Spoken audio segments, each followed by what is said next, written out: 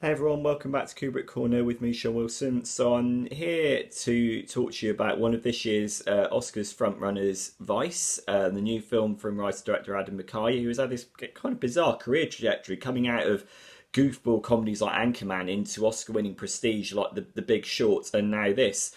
It's been nominated for several Oscars, including Best Picture, Best Director, and Best Actor for Christian Bale.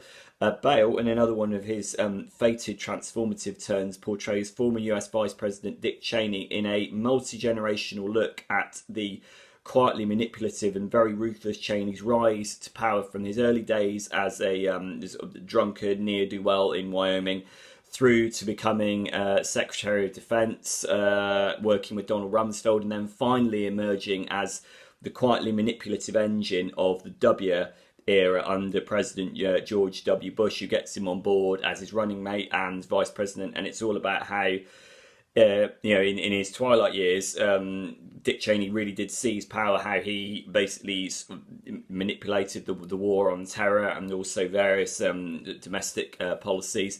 So, and right from the very start, the movie almost gives itself, I have to say, a rather smug get out of jail free clause, which is that the movie announces in a bit of text that we don't know about it much about its central subject, because its central subject, aka Dick Cheney, is so closed off, such a closed book, and yet was clearly sort of got the gears moving behind the scenes. The movie says that we don't know much about this character, but we've done our effing best anyway.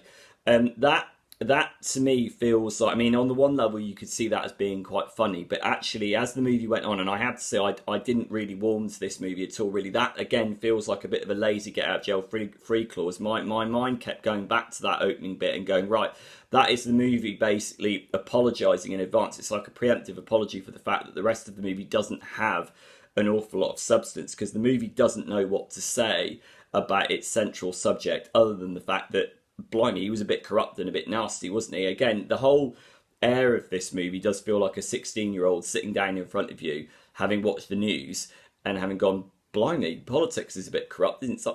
Yeah, we kind of got that idea. We don't really need a 2 and a bit hour movie to try and articulate that rather facile, simplistic, and rather silly message. And I think it's surprising because The Big Short did articulate its message very well. But I think the thing is with The Big Short, what that did was that struck a note of universal fear. It was about the credit crunch. It was about the guys who were at the centre of the financial crash in 2008 and indeed the years leading up to it. And there was a kind of universal human element that I think everyone can relate to. The problem with this is because the character is a closed book, there is no emotional connection to what's going on.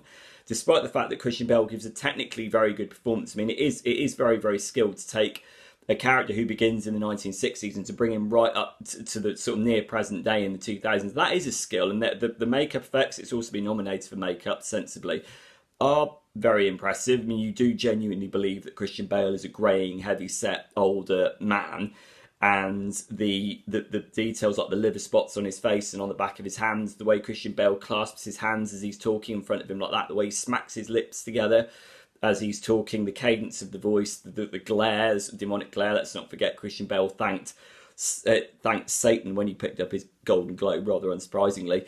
All of this, it's technically impressive, but I didn't actually care very much about what was going on because, frankly, the depth of the movie isn't there. And this extends throughout the rather, as I've said, rather facile and disappointingly infantile screenplay. And also, you've got very, very good actors like Amy Adams and Sam Rockwell, both of whom have been Oscar nominated, like Bale, trying valiantly with quite one-note portrayals of their playing variously Lynn Cheney, Dick's wife, and also President George W. Bush. And it's not their fault because they're enormously accomplished actors. They're two of my favourite actors. I've long championed Sam Rockwell, and it was so good when he got the Oscar for Three Billboards Outside Ebbing, Missouri. I've been saying for the best part of 20 years Sam Rockwell is one of the most underrated actors in Hollywood, but he can't do an awful lot with this movie's very glib portrayal of George Bush as this basically kind of gurning doofus. And similarly, Lynn Cheney is little more than the kind of one-dimensional Lady Macbeth figure hovering behind the scenes. In fact, there is one moment, one of the many stylistic flourishes that the movie does, actually one of the ones that works, I think,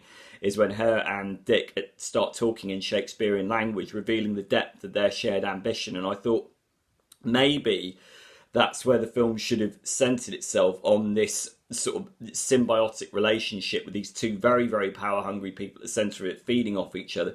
As it is, Amy Adams becomes unfortunately sidelined in the movie's rush to cram so much in, because Dick Cheney's career is so expansive. The movie actually rushes in, especially in the final stage, to cram so much stuff in, and then when it attempts to end with a sort of polemical, angry message that's meant to sort of get you out of your seat, angrily waving your fist in the air, you can't think, well, you haven't deployed enough substance in the rest of the movie to make me feel that. I genuinely don't really feel anything.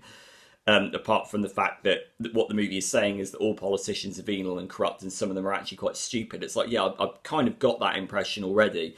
So, oddly disappointing and hollow movie. I think Adam McKay overstretches himself here. I think it's a definite come down from The Big Short, of course, on which he also collaborated with Christian Bale to far superior effect. I found it disappointing, and I think it's one of the weaker movies in this year's Oscar race, personally.